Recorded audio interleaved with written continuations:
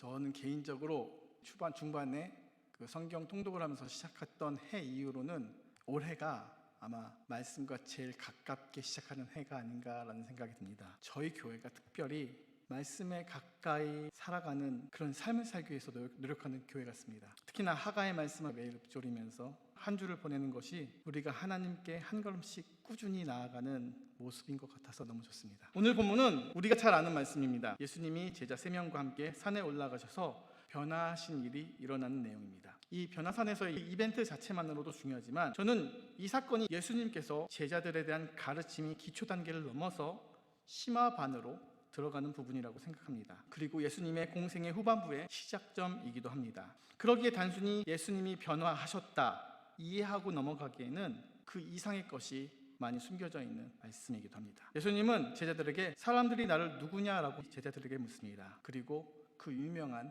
베드로의 답이 나옵니다. 주는 그리스도시니이다.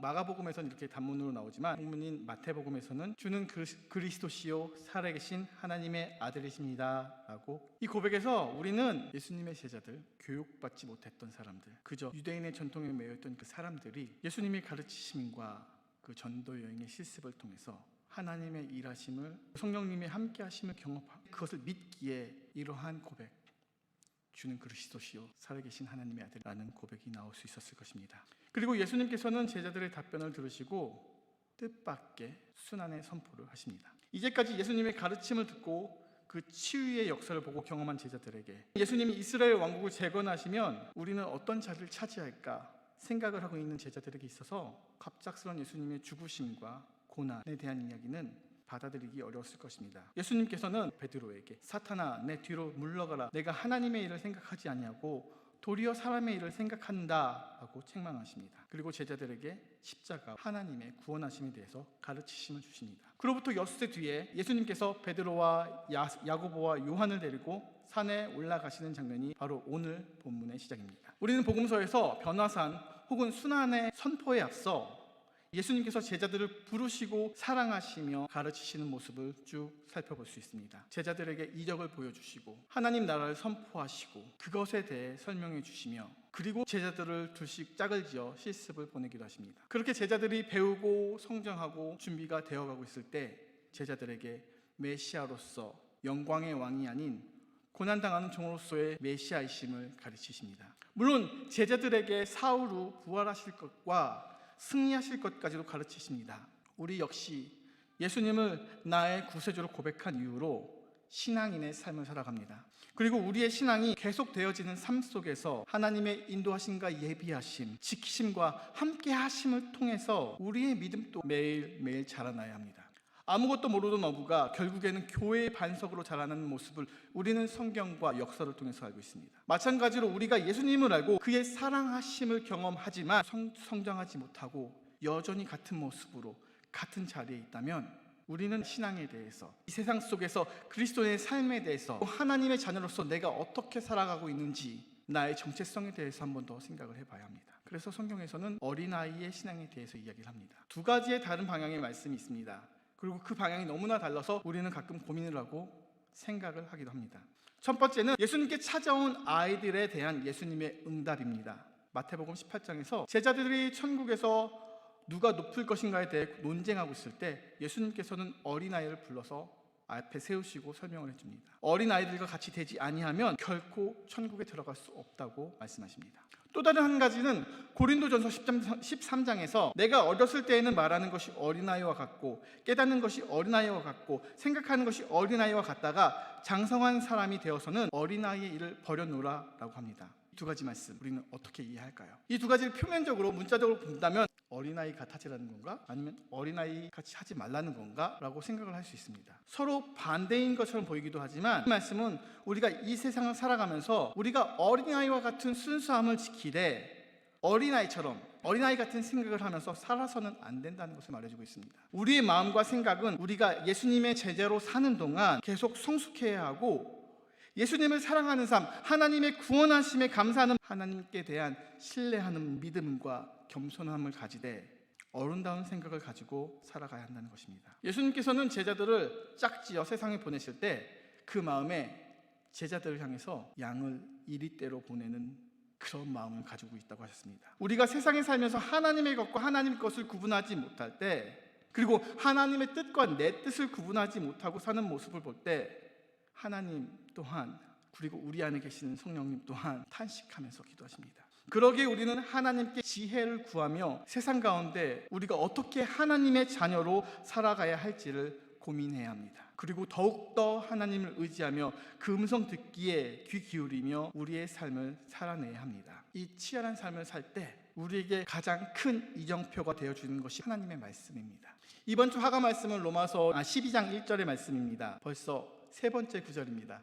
그 말씀은 그러므로 형제들아 내가 하나님의 모든 자비하심으로 너희를 권하노니 너희 몸을 하나님이 기뻐하시는 거룩한 산 제물로 드리라. 이는 너희가 드릴 영적 예배니라. 제물로 우리를 드리기 위해서는 우리는 흠이 없기 위해 노력해야 합니다. 세상의 유혹 앞에 넘어지지 않고 흠 없는 산 제물로 예배를 드리며 하나님께 나아가는 우리가 되기를 축복하고 소망합니다. 그러할 때 하나님이 기뻐하는 것이 무엇인가를 고민하며 행하며 살아갈 때 우리는 하나님을 향한 어린아이와 같은 순수한 마음으로, 그리고 성숙한 믿음의 신앙인으로 세상 속에서 하나님의 것과 세상의 것을 구분하며 살아갈 수 있습니다. 우리는 성장을 해야 합니다. 우리는 평생 학교를 다닐 수가 없습니다. 우리는 평생 누군가의 아들과 딸로는 살 수가 없습니다.